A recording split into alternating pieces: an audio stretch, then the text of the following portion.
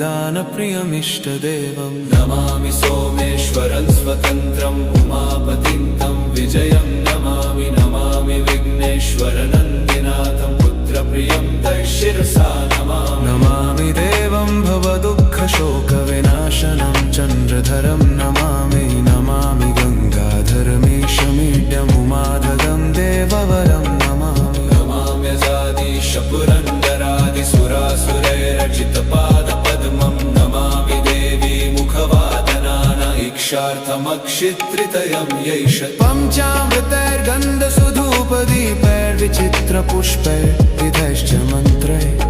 अन्नप्रकारैः सकलोपचारैः